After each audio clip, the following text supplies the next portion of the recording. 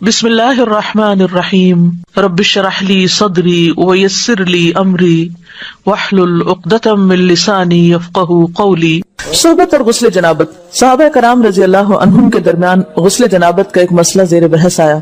ایک گروہ کہتا تھا کہ غسل صرف دخول پہ فرض ہو جاتا ہے، انزال شرط نہیں، یعنی واٹر ڈسچارج جو ہے وہ ضروری نہیں۔ دوسرا گروہ بیان کرتا تھا کہ وجوب غسل کے لیے دخول کے ساتھ انزال بھی شرط ہے۔ یہ طویل مباحثہ کسی فیصلہ کن صورت پر منتج نہ ہوا۔ آخر قرار پایا کہ ام المومنین حضرت عائشہ رضی اللہ عنہا سے دریافت کیا جائے۔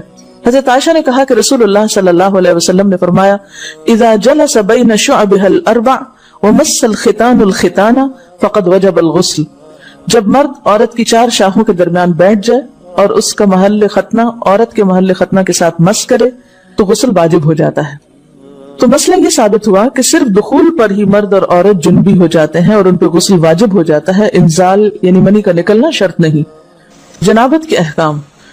وجوب غسل کی حالت کو حالت جنابت کہتے ہیں۔ وجوب غسل یعنی جب غسل واجب ہو جاتا ہے تو اس حالت کو جنابت کہتے ہیں۔ جنابت کا لفظ جم سے، جم پہلو کو کہتے ہیں، بچنا۔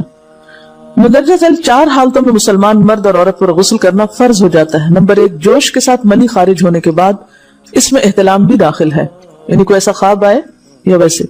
نمبر 2، صحبت کے بعد یعنی سیکشول انٹرکورس کے بعد۔ نمبر 3، حیض کے بعد۔ نمبر 4، نفاس کے بعد یعنی بچے کی پیدائش کے بعد۔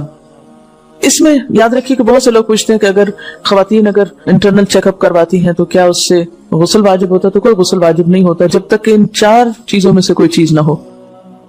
اس میں یاد رکھیے کہ بہت سے لوگ پوچھتے ہیں کہ اگر خواتین انٹرنل چیک اپ کرواتی ہیں تو کیا اس سے غسل واجب ہوتا ہے؟ تو کوئی غسل واجب نہیں ہوتا جب تک کہ ان چار چیزوں میں سے کوئی چیز نہ ہو۔ صرف منی خارج ہونے سے بات نہیں بلکہ جوش کے ساتھ منی خارج ہونے کے بعد غسل واجب ہوتا ہے۔ رسول اللہ صلی اللہ علیہ وسلم نے فرمایا، جب تم عورت کی چار شاخوں کے درمیان بیٹھ کر صحبت کرو تو تم پر غسل واجب ہو گیا اگرچہ منی نہ نکلے۔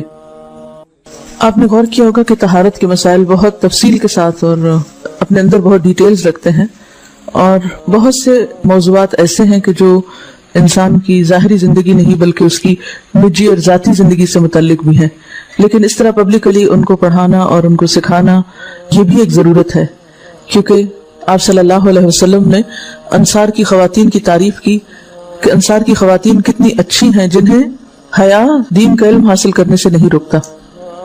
تو سوال یہ پیدا ہوتا ہے کہ آخر اتنی تفصیلات کیوں؟ اور بعض لوگ اس کو ناپسندیدہ قرار دیتے ہیں، تو ایسا کرنا ناسمجھی کی علامت ہے۔ ہم دیکھتے ہیں